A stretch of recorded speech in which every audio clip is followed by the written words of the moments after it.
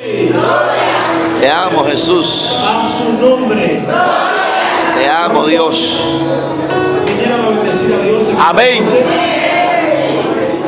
¿Cuántos vinieron a bendecir a Dios en esta noche? Amén. Amén. Gloria al Señor. Anoche estábamos en la iglesia de nuestro hermano Honorio Lora, amén, adorando a Dios allí juntamente con esa iglesia. Se salvó un alma para Cristo. Aleluya. La gloria es para Dios. Amén. Amén.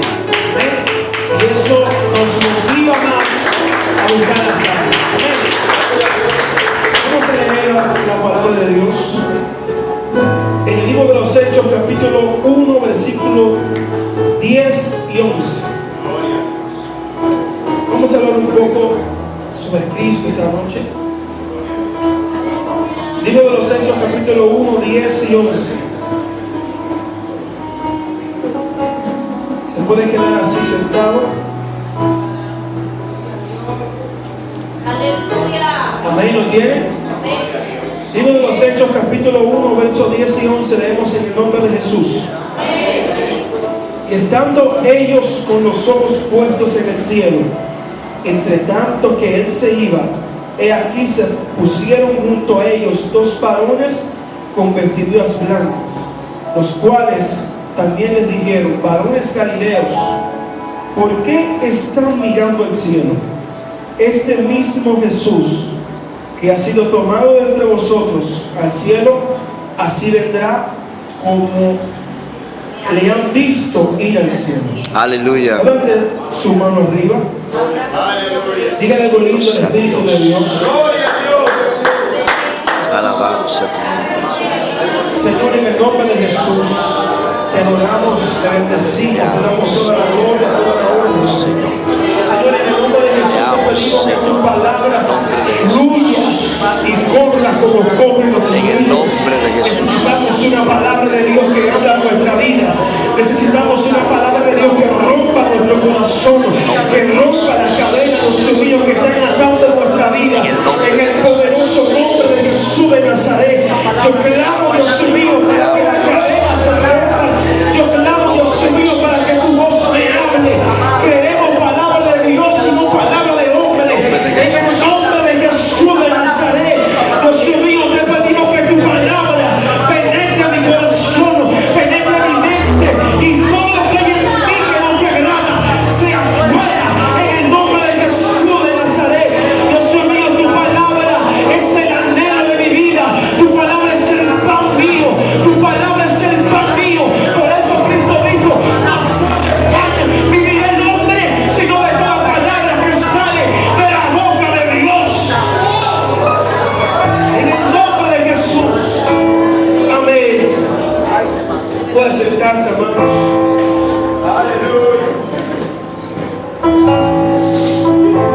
Hace mucho calor, amén.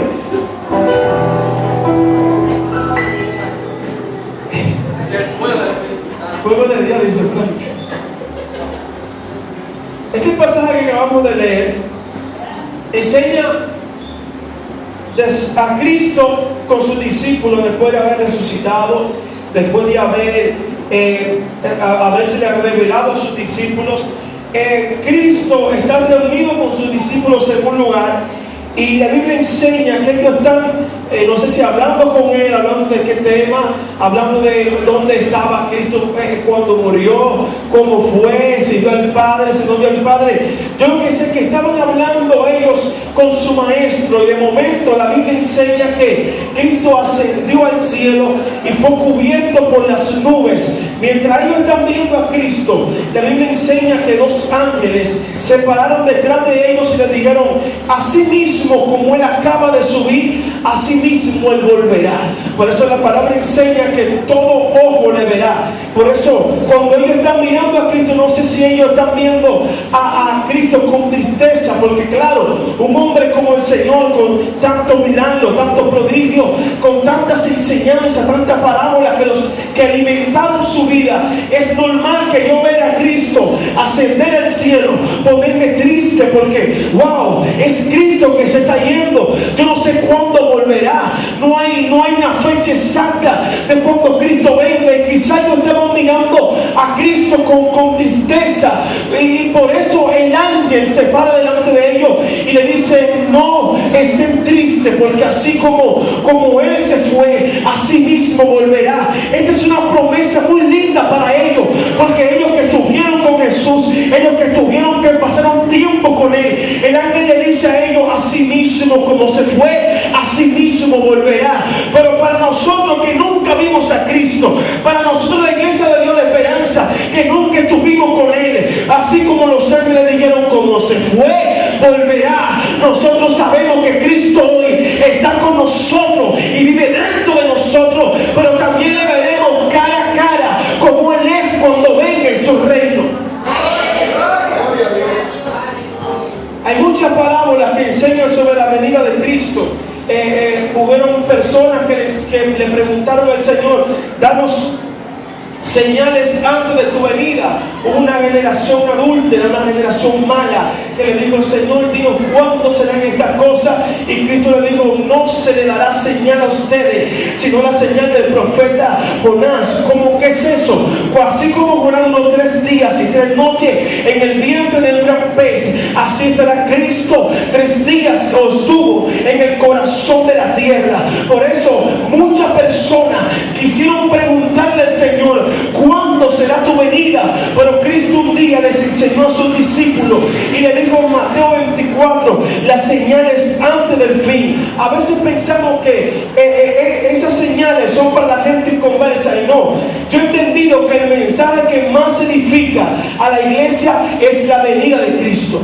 El mensaje que más santifica a la iglesia es el mensaje de Cristo, porque cuando hablamos de la venida de Cristo, cuando hablamos de que Cristo viene, ese mensaje es como que ese mensaje expone nuestro corazón, expone lo que somos. Y cuando hablamos de Cristo y de su venida, comencemos a recordar y decimos: wow, pero yo sé que dentro de mí hay cosas, que estoy haciendo cosas, que si Cristo viene ahora me voy a quedar. Por eso el mensaje más poderoso es el mensaje de la venida de nuestro Señor Jesucristo. Amén. Ya de esto no se predica. En las iglesias no se predica sobre esto. La gente lo que predica es de fuego, unción, culto de gloria, culto de milagro. Pero la gente se ha olvidado de que Cristo un día volverá y que todos compadeceremos ante el tribunal de Cristo, sea por nuestras obras buenas o por nuestras obras malas. Todos compadeceremos ante el tribunal del Señor. Por eso tenemos que poner nuestra vida a cuenta con Dios, para que sepamos cómo estamos delante de Dios, si estamos viviendo bien o estamos viviendo mal. Es tiempo. Tú no tienes que esperar que yo venga y predique un mensaje para que tú reflexiones de lo que estás haciendo con Dios. Cada vez que tú vas a la intimidad con el Señor, es necesario que tú recapacites y pienses lo que estás haciendo delante de Dios. Según la Biblia, Mateo 24 enseña que Cristo dijo: y habrá pestilencia, habrá hambre, habrá guerra, habrá muerte, rumores de guerra, habrá unas cuantas señales. Y todo lo que estamos viendo hoy en día en la televisión, amado, usted prende la televisión y lo único que usted ve es muerte. Los padres de familia violan a sus hijas de 2 años, matan a su mujer y después se matan ellos. No, matan hasta el perro de la casa. ¿Qué es lo que está pasando? Se pregunta la gente en el mundo. Ya la noticia del 7 del 11, lo único que presentan son malas noticias: muerte, corrupción, violencia, y todo lo que está pasando son principios de dolores. Todo lo que estamos viendo son principios. O sea, que esto puede aumentar, que esto puede empeorar, y la iglesia tiene que entender que tiene una responsabilidad de predicar el evangelio para que las almas sean salvas. La Biblia enseña que Cristo habló sobre todas esas señales antes del fin. Y dijo: habrán rumores de guerra, habrán guerras. Si usted se pone a ver toda esa batalla que están pasando con Israel, con Siria, con todo eso, la Biblia lo enseña, fue profetizado por Cristo, pero no para que suene lindo en la palabra, sino para que tengamos conciencia de que el fin está cerca, de que Cristo ya viene, de que nuestro amado nos viene a buscar, de que la Biblia enseña claramente que la tierra gime a causa de la manifestación de los hijos de Dios. Quiere decir que esta tierra ya no aguanta tanta violencia, tanto derramamiento de sangre, tanto show, tanta muerte. La tierra no aguanta. Por eso nosotros estamos esperando a Cristo, que así como subió, así mismo volverá. El libro de Apocalipsis, capítulo 1, versículo 7 dice: he aquí, viene con las nubes y todo ojo le verá. Dice: he aquí, vienen las nubes y todo ojo le verá. El mismo apóstol enseña que cuando suene la trompeta, los muertos en Cristo se levantarán primero, y nosotros los que quedamos, si todavía quedamos, seremos recibidos por Él en las nubes. Pero la Biblia enseña que todo ojo le verá, sea pequeño, sea grande, aunque te esconda debajo de la cama, aunque corra donde corra, todo ojo le verá. Por eso enseña este pasaje que los que le traspasaron, aquellos que se burlaron de Él cuando tú le predicaste, que dijiste acepta a Cristo como tu Salvador, y te echaron quizá un boche, y te hicieron tantas cosas raras, cosas extrañas que te desanimaron, también ellos verán al Señor. Los ojos de toda la creación verán a nuestro Señor descender en las nubes, pero no por eso debemos dejar de predicar el Evangelio, porque es un mandato divino de Dios. La parábola de las bodas enseña, cuando Jesús enseña, dice que un hombre hizo una gran fiesta de boda e invitó a mucha gente, pero ¿sabe qué fue? Para que esa gente pudieran venir a la boda, el dueño de la boda tuvo que mandar siervos a que predicaran la palabra. Esos siervos somos tú y yo. Si la gente se va a salvar, va a ser a través de la iglesia de Cristo. Si la gente se va a arrepentir, va a ser a través de la iglesia de Cristo. Yo creo que el mayor anhelo de la iglesia debe ser predicar el Evangelio de Jesús de Nazaret. Y ahora veremos esto en la palabra. La Biblia enseña que cuando el ángel se le revela al apóstol Juan en el libro de Apocalipsis, primero dice: habla a la iglesia, a las 7 iglesias, comenzando por Éfeso. Según la Biblia, ese mensaje, ahora se lo voy a leer, dice: escribe al ángel de la iglesia en Éfeso, el que tiene las 7 estrellas en su diestra, el que anda en medio de los 7 candeleros de oro, dice: yo conozco tus obras y tu arduo trabajo, paciencia, y que no puedes soportar a los malos. Oiga lo que dice: yo conozco tu obra y tu arduo trabajo. A veces la gente que está acostumbrada a predicar, porque no toda la gente de la iglesia predica, pero la gente que está acostumbrada a predicar el Evangelio, a veces se ve predicando solo en el barrio y dice: ¿dónde está la iglesia? A veces salimos a las 4, lunes, martes, miércoles, jueves, viernes, y preguntamos: ¿por dónde está la iglesia? No se puede dejar de predicar por eso, porque Dios conoce nuestro arduo trabajo y nuestras obras. Todos seremos recompensados por lo que hagamos, y también seremos condenados por lo que no hagamos. Dios nunca te va a pedir cuenta por lo que tú no puedes hacer, sino te pedirá cuenta por lo que tienes a la mano y tú no lo haces. Cuando salimos a predicar, cuando la iglesia sale a predicar y tú pudiendo salir a predicar, no sale a predicar, serás buscado por esas obras también. Dios nunca te pedirá cuenta por lo que tú no puedes hacer, sino por lo que tú tienes a la mano y no lo haces.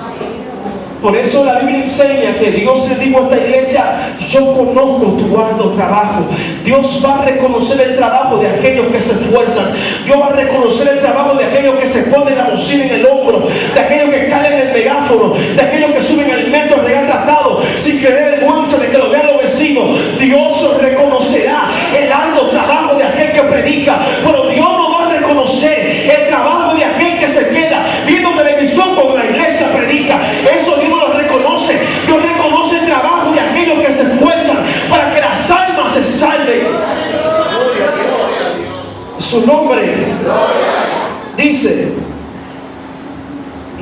probado a los que dicen ser apóstoles y no lo son, y los has hallado mentirosos, y has sufrido y has tenido paciencia. Oiga qué lindo, has sufrido pero has tenido paciencia.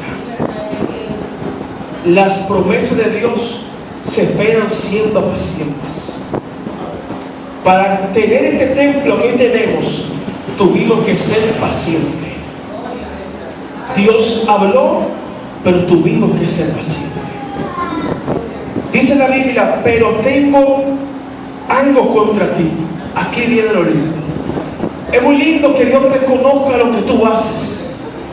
Lo que a la gente, a nosotros los evangélicos pentecostales, no nos gusta es que reconozcan lo que tenemos mal en nosotros. Por eso Dios le dice a la iglesia, pero tengo algo contra ti, que has dejado tu primer amor. ¿Cuál es el primer amor? En la iglesia hay una batalla con esto del primer amor, porque cuando se convierte un nuevo creyente que está predicando, que quiere predicar, que quiere hacer la obra, que quiere aparecer en la iglesia, que dura 5 o 6 horas orando, los viejos que tienen 20, que ya no oran, que no predican, dicen, tranquilo, que tengan en su primer amor. No sé si hay un segundo amor en la Biblia, pero la Biblia enseña que esta iglesia Dios la llamó a cuenta porque perdió su primer amor. Necesitamos volver al primer amor. Cuando usted se enamora, alabado sea Dios, usted hace lo que sea para buscar cuarto por una mujer, usted hace lo que sea para comprarle unos fritos, lo que sea, porque usted tiene su primer amor. Pero muchos hombres, cuando tienen 20, 30 años casados, le da lo mismo llevar una flor, llevar un jugo, llevar lo que sea, porque perdió el amor por su mujer. Por eso Cristo dice, perdieron su primer amor. Cuando se convirtieron predicaban, cuando se convirtieron oraban, pero ya que tienen un tiempecito son muy profesionales. Ya tienen experiencia en el evangelio, ya se acuerdan sin orar. Yo tengo 20 años en esto, yo me puedo acordar sin orar. Esto no es para gente nueva ni vieja, esto es para aquel que persevera hasta el fin. Amén. Por eso enseña la Biblia, dice, tengo algo contra ti. Aunque tú eres muy bueno, te viste muy bien, te viste lindo, aunque tú eres ahora un hombre de santidad, aunque tú eres muy duro, muy bonito, tengo algo contra ti, que perdiste tu primer amor. Tienes que volver a las primeras obras, a como comenzaste al principio, predicando la palabra de Dios. Yo sé que este mensaje no es muy bueno, sí, porque este mensaje no promete flores ni promete bendiciones, sino que nos llama a predicar el evangelio. Para que una iglesia se llene, hay que predicar la palabra. Para que una iglesia tenga jóvenes, hay que predicar la palabra. Para que una iglesia tenga gente de fe, hay que predicar la palabra. La iglesia hay gente que quiere llenar la iglesia haciendo actividades, haciendo conciertos, poniendo velitas, poniendo cositas, atrayendo a la gente. Y yo siempre he dicho que la gente que se atrae con entretenimiento no persevera. Por eso Cristo dijo que hay gente que se convirtieron, pero no tenían raíces profundas. Recibían la palabra con gozo, pero cuando llegó la prueba se apartaron, salían corriendo. La gente dura en el evangelio cuando ustedes siembran la palabra en el corazón. Su nombre. Yo vi una foto en estos días en las redes sociales que decía: libertad de culto o ser libres en Cristo no significa buscar nuevas maneras para hacer culto a Dios. Y a veces queremos atraer a la gente con diversas cosas, y a veces dinamizando las cosas, lo que hacemos es que la dañamos. Yo creo que la base de todo culto y de toda predicación primero debe ser Dios y después la palabra. Si no hay palabra, la gente se va a ir contenta a su casa, pero se va a ir como entró. Pero cuando la palabra te confronta, aunque salga quillado, va a salir en santidad. Por eso la palabra se predica, duele que le duela. La palabra de Dios se predica como está. Dice: recuerda por tanto de dónde tú has caído.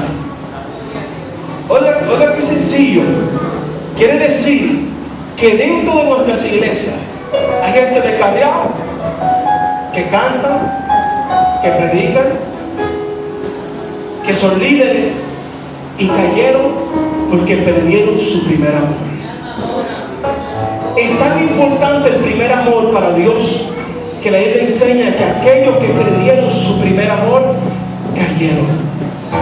Y oiga cómo dice: recuerda por tanto de dónde has caído. Quiere decir que para Dios, de donde cayó esta iglesia, fue de un lugar muy importante. Fue de un lugar muy importante. Porque si Dios le dice a ellos: tengo eso contra ti, yo lo tengo contra ti, tú no me agradas porque perdiste tu primer amor. Es necesario que volvamos a las primeras obras, que volvamos a la palabra, que volvamos al ayuno, que volvamos a la pasión por Dios, que volvamos al anhelo por Dios, que volvamos al deseo por Dios, que volvamos al amor por Dios. Cuando habrá amor por Dios, habrá amor por las almas. Si usted no ama las almas, usted no ama a Dios tampoco. Eso es mentira suya. No me diga que usted ama a Dios cuando usted no guarda su palabra. Y Dios dijo en su palabra: predicar por todo el mundo el evangelio. Si usted no cumple eso, olvídese que usted no ama a Dios. La Biblia enseña, hablábamos de eso el martes pasado, que Dios envió a Cristo a la tierra. ¿Sabe qué? A morir por los pecadores. No fue un favor que Dios le pidió a Cristo. Él fue enviado a la tierra por su Padre y él tenía que obedecer. Pero cuando Cristo iba a ascender al cielo, tomó a sus discípulos y le dijo: como mi Padre me envió, ahora los envío a ustedes también. Por eso, así como Cristo obedeció, también tenemos que obedecer. Y si no obedecemos, estamos en revelación, en contra de la palabra de Dios. Estamos en rebelión a la palabra de Dios. Yo un día aprendí algo. Yo siempre me preguntaba por qué Cristo maldijo la higuera estéril, sabiendo que la higuera era estéril, sabiendo que la higuera no iba a dar fruto nunca. Escuchen, era estéril, quiere decir que nunca va a dar fruto y dura su tiempo, mucho menos va a dar fruto. Y como quiera la maldijo. Y un día yo escuchaba por qué la maldijo. Porque en el principio, cuando Dios creó los árboles, Dios no creó árboles estériles. Quiere decir que ese árbol estaba en rebelión a una palabra que Dios había dicho cuando dijo: todo árbol de fruto bueno para comer. Si el cristiano no da fruto, no sirve para ser cristiano. Si el cristiano no predica la palabra, fracasó como cristiano. Porque el primer llamado y el primer mandato es predicar el evangelio para que nos multipliquemos. Su nombre dice: pues si no, vendré pronto a ti, quitaré tu candelero de su lugar, si no te hubieses arrepentido. Quiere decir que aquel que perdió su primer amor está a falta de arrepentimiento. ¿Cuántas personas van a nuestras iglesias, incluyéndome a mí también? ¿Cuántas personas van a nuestras iglesias que necesitan arrepentimiento? Cuando predicamos, solamente nos enfocamos en aquellos que no se congregan en la iglesia, aquellos que sabemos que están en el mundo, que no tienen una Biblia. Nos enfocamos en aquellos que no han aceptado a Cristo nunca y decimos: ¿quieres a Cristo como tu Salvador? ¿Necesitas arrepentimiento? Pero aquí la Biblia enseña que aquellos que perdieron su primer amor necesitan arrepentirse. Necesitan volver a aceptar a Cristo como su Salvador. Necesitan volver a las aguas profundas de Dios. Amén. Dice la segunda iglesia, la iglesia de Esmirna, y escribe el ángel de la iglesia de Esmirna. Dice el 9: yo conozco tus obras y tu tribulación y tu pobreza, pero tú eres rico. Oiga qué lindo. Le dice que él conoce su pobreza, y entre paréntesis le dice: pero tú eres rico. Según la Biblia, Dios escogió a los pobres de este mundo para hacerlos ricos en fe. Dice, yo conozco tu arduo trabajo, como se lo dijo a la primera iglesia. Yo conozco tu tribulación, yo conozco lo que tú has pasado, yo conozco cuánto has llorado, yo conozco los inicios que hemos hecho por las almas. Él conoce la vigilia que hemos hecho para que las almas se salven.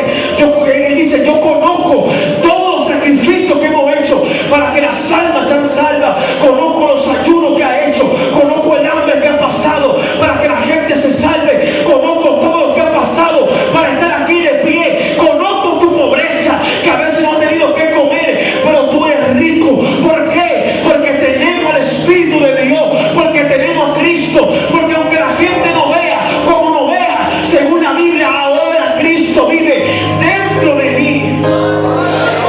Él dice, conozco tu pobreza, pero tú eres rico, porque tenemos la palabra.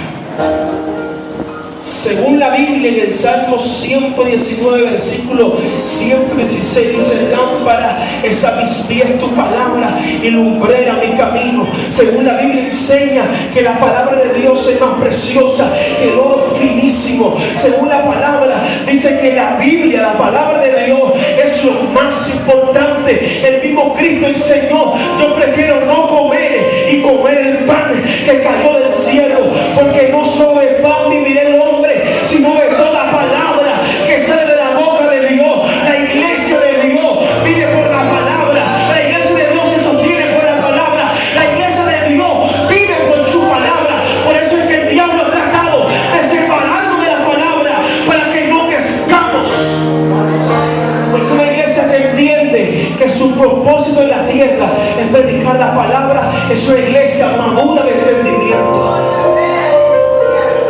El único propósito, para mí, el único propósito es hacer discípulos. La gente ora para que Dios le revele su propósito en el Evangelio. Pero está aquí, predique el Evangelio. Lamentablemente, a nuestras iglesias van personas que dicen, mi propósito es cantar. Y eso es bueno. Yo creo en el ministerio de canto, creo en el ministerio de oración, pero yo creo que el predicar la palabra es un llamado y un ministerio universal. Desde que usted nació con eso adentro, se lo pusieron para que predique. Y la gente se agarra, yo canto, yo no predico. Alabado, usted no predique en el púlpito, pero es necesario que le predique a las almas, que también Cristo murió por ellas. Cuando yo oro con dolor y digo, Señor, salva las almas, porque aquellas almas también tú moriste por ellas, así como moriste por mí, también por ellas moriste. Así que yo te pido que tú las salves, no que las salves, que me use a mí y salva a través de mí, porque yo sé que tú me dejaste en la tierra para cumplir lo que tú una vez comenzaste. La iglesia está aquí para terminar lo que una vez Cristo comenzó. El pastor me enseñó a no orar para que Dios salve las almas, sino para que Dios me use, para que a través de mí las almas se salven. Señor, salva las almas, pero aquí fue porque te dejaron para que predique. Señor, sálvala, pero Él está allá y tú estás aquí.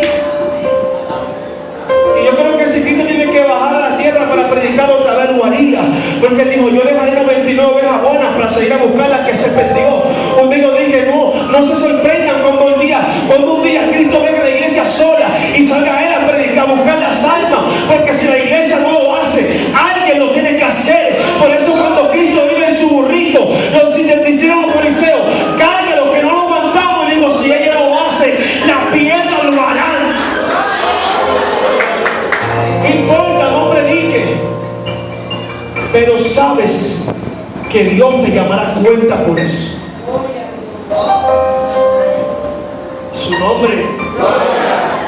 Dice la siguiente, a la misma iglesia, sé fiel hasta la muerte y yo te daré la corona de vida. Qué lindo, ¿eh? Qué bello.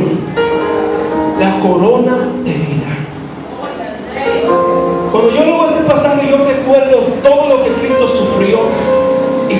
fue coronado con una corona de espinas. Yo digo, cuánto sufrimiento pasó mi Cristo. Y le pusieron una corona de espinas para que a mí me pongan una corona de vida. Yo tengo que valorar lo que Dios hizo por mí en la cruz del Calvario. Yo tengo que valorar lo que Dios hizo por mí en esa cruz, todo su sufrimiento. Y yo tengo que ser fiel hasta la muerte, no importando los golpes y la tormenta. Yo tengo que mantenerme fiel, porque un día me coronarán y yo diré, fue duro pero valió la pena. Me golpearon pero valió la pena. Lloré pero valió la pena. Porque aunque yo sufrí la tierra, ahora tengo puesta mi corona de vida que Dios ha prometido a los que le aman. No sueltes tu sufrimiento, no sueltes la toalla, porque esa toalla es lo que te va a otorgar la corona de la vida. Sé fiel hasta la muerte. Sé fiel no quiere decir que venga a la iglesia de lunes a domingo.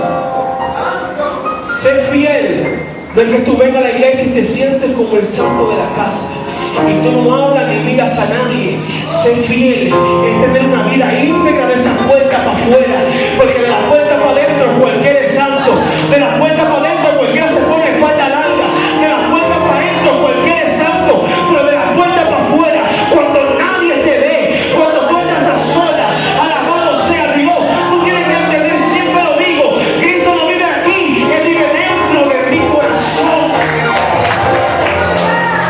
Sé fiel hasta la muerte, eso sé fiel, que cuando nadie te ve, que cuando tú estás allá afuera y te echan un boche y te dicen cualquier cosa, tú no te ensañas ni coges ira tratando de darle una trompa a cualquiera. Eso no es santidad, eso es ira, y la ira no viene de Dios. Y si no viene de Dios, viene del diablo. Su nombre sea la gloria.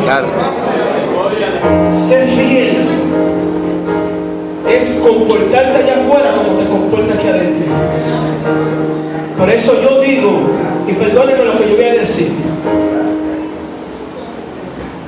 perdónenme, pero yo digo, yo siempre he dicho que nosotros como iglesia tenemos dos caras. ¿Sabe por qué? Porque actuamos en la iglesia de una manera y en la calle de otra. Vestimos en la iglesia de una manera y en la calle de otra.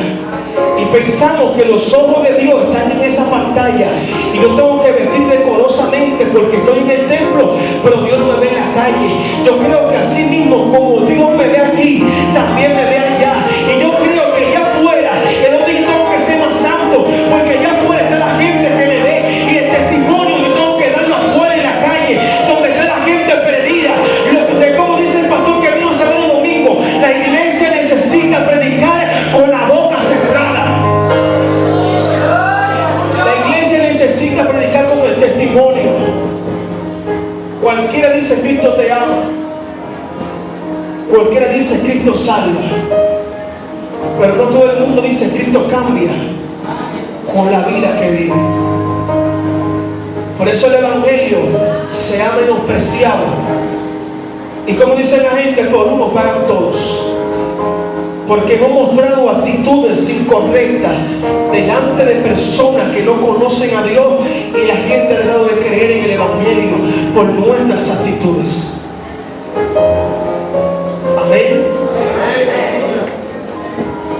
El mensaje de la iglesia de Pérgamo dice: yo conozco tus obras y dónde moras, dónde está el trono de Satanás, pero retienes mi nombre. Oiga qué lindo, estás en el trono de Satanás pero retienes mi nombre. Hay gente que en la casa que viven se dice más mala palabra que en la cárcel de la Victoria, pero ellos mantienen su integridad. Hay gente que en el barrio donde viven a más delincuentes, pero ellos mantienen su integridad. Hay gente que donde ellos están son corrompidos, la familia no es malísima, pero ellos retienen su integridad. Y Dios dice: yo sé dónde tú vives, pero también reconozco que has guardado mi palabra. Y Dios reconoce lo que tú haces. Y retiene mi nombre y no has negado mi fe, ni aún en los días Antipas, mi testigo fiel, fue muerto entre los hombros donde mora Satanás. Pero tengo unas pocas cosas contra ti, que tienes ahí a los que retienen la doctrina de Balaam, que enseñaban a Balac a poner tropiezo ante los hijos de Israel, a comer cosas sacrificadas a los ídolos y a cometer fornicación. ¿Usted sabe cómo yo puedo relacionar esa palabra a comer cosas sacrificadas a los ídolos? Sabemos que en una hora santa, en algunos velorios, en alguna fiesta de palos, esa comida, yo nunca he ido, gracias a Dios, esa comida la sacrifican a los demonios. Usted se jacta su comida llena de demonios. La Biblia enseña que comen o enseñan a comer sacrificio o comida sacrificada a los ídolos. Yo no sé por qué la iglesia, yo no sé cómo decir esto, es como si fuera una esponja. Todo lo que se pega en el mundo se pega en la iglesia. Todo lo que se pone de moda en el mundo se pone de moda en la iglesia. Sale una frase nueva en el mundo y en el púlpito se dice.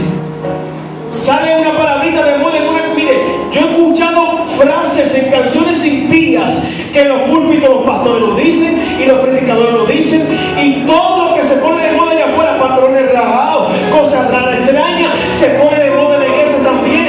Entonces, cuando la palabra dice que enseñas a comer sacrificio o comida sacrificada a los ídolos, alabado sea Dios, lo que el mundo hace, la iglesia no lo puede hacer también. Porque tenemos que marcar la diferencia. Mi lenguaje tiene que ser muy diferente al lenguaje de los impíos. Mi manera de hablar tiene que ser una manera muy diferente a como hablan los impíos. Y trágicamente usted se encuentra con cristianos que dicen: yo le hablo como ellos hablan para que ellos me entiendan. No, habla como dice la palabra, no habla como ellos hablan. Que no eres tú que lo va a cambiar en tu lenguaje, es el Espíritu Santo de Dios. Cuando el apóstol Pablo dice: yo me hice judío, no está hablando que él hacía la cena de los judíos. Y eso es una confusión que tenemos a veces. Yo tengo que ganarme las almas como lo dice la palabra. Sigo paro. Vamos, paro. Sigo paro. Ya voy terminando. Y también tienes a los que retienen la doctrina de los nicolaístas, lo que yo aborrezco. Por tanto, arrepiéntete, pues si no, vendré a ti pronto y pelearé contra ellos con la espada de mi boca. El que tiene oídos para oír, que oiga. El que tiene oídos para oír, que oiga lo que el Señor dice a la iglesia. El que venciere, daré de comer del maná escondido, y le daré una piedra blanca en la cual está escrito un nuevo nombre, el cual ninguno conoce sino aquel que lo recibe. Hay un pasaje en el libro de Apocalipsis, en los últimos capítulos, donde dice: bienaventurados aquellos que lavaron sus ropas para tener entrada al reino de Dios. Quiere decir que esta ropa hay que lavarla diariamente. Esta camisa yo no la puedo poner más. Esta camisa ya está sudada. Esta camisa yo tengo que lavarla. Y yo creo que el cristiano, el creyente, tiene una sola ropa. Y si esa ropa tiene cualquier mancha, tú no eres digno de entrar al reino de Dios. Por eso enseña la Biblia en la parábola de la boda, que él dijo: ¿y tú qué haces acá adentro si tu vestimenta no está adecuada para estar en una boda? Nadie va a una boda enlodado, nadie va a una boda sucio, nadie va a una boda vestiendo bermuda. Alabado sea Dios. La ropa de boda se identifica por ser una ropa limpia y una ropa blanca. Por eso dice: bienaventurados aquellos que se limpiaron, que sufrieron porque limpiaron su ropa para ver a Cristo cara a cara.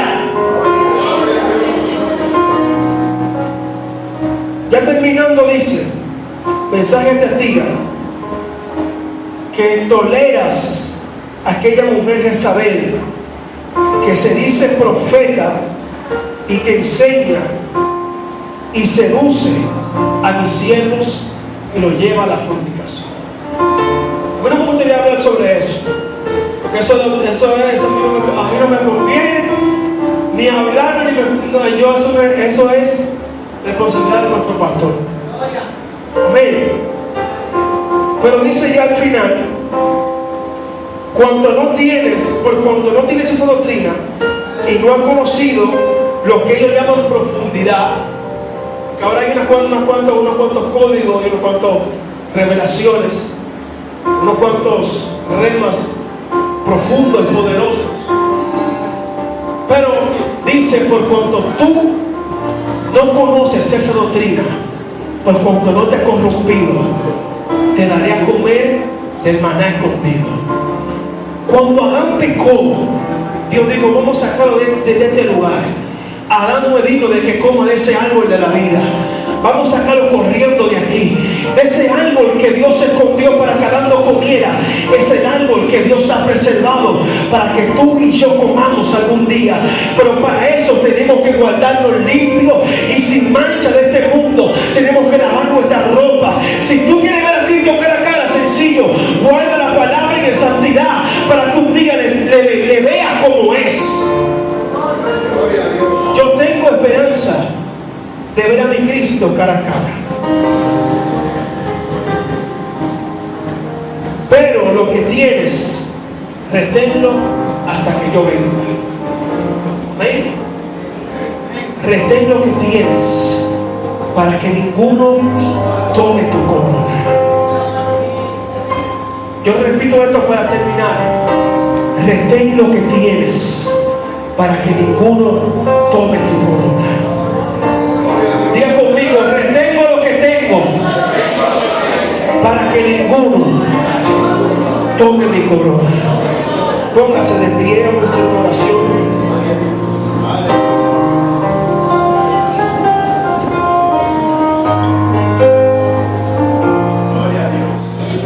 Yo quiero que usted levante sus manos y usted ore al Señor diciéndole: Padre, si en mí hay una obra que no es tuya, Alabamos te pido que me limpies, en el nombre de Jesús. te pido que me cambies, En el nombre de que Jesús. me renueves, En el nombre de Jesús.